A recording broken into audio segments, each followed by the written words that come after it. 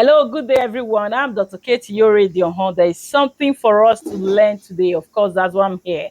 All right, looking at the creator search insight, somebody is asking, what is a ventilator?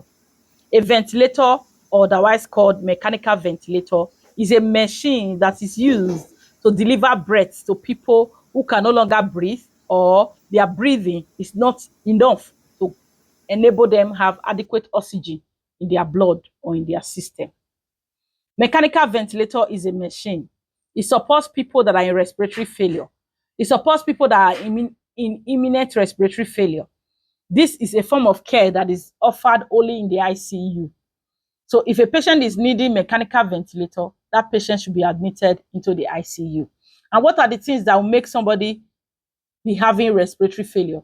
It might be as a result of a respiratory disease that is severe enough for the patient to now have problems with oxygenation or ventilation, or a systemic disease, something in the body, in other systems, that is not causing problem with oxygenation and ventilation. For example, severe sepsis, uremia, all those other things, okay, encephalopathy from hepatic disorders, all other things that will come. It can be central, it can be primary, which is coming from the lungs. So all this will determine what care, what mode you are going to prescribe for the patient. So the mechanical ventilator delivers several modes, and this mode is dependent on the disease, the severity of the disease, on whether the patient is making effort or not.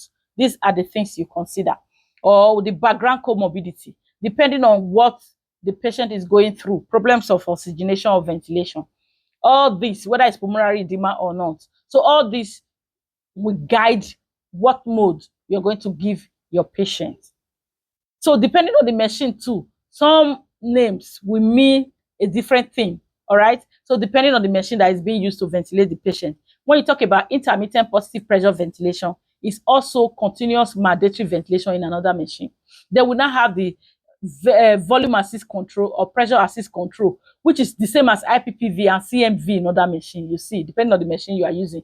And then you talk about the synchronized intermittent ventilation, which can be pressure driven or volume driven. And then you now talk about continuous pressure, continuous positive airway pressure, which is the CPAP.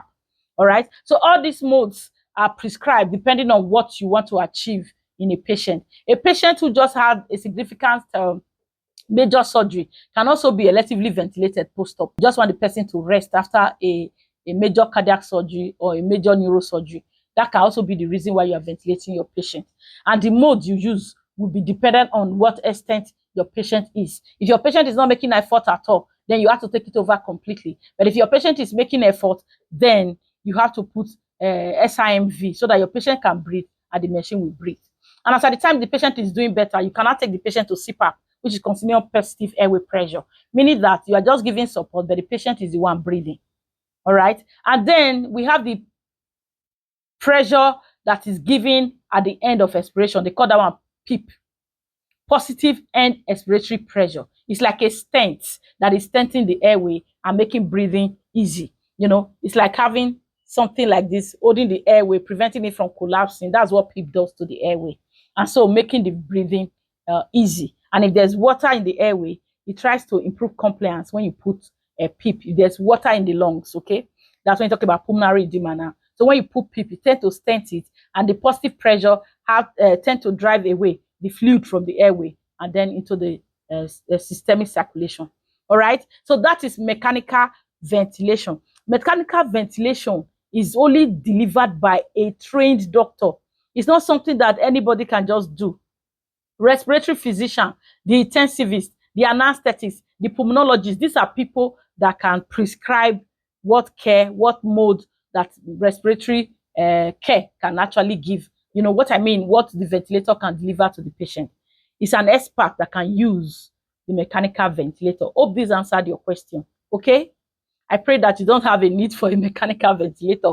Let it just be now that you want to listen. And there are people too that are in chronic irreversible respiratory failure that are actually on ventilator in their homes.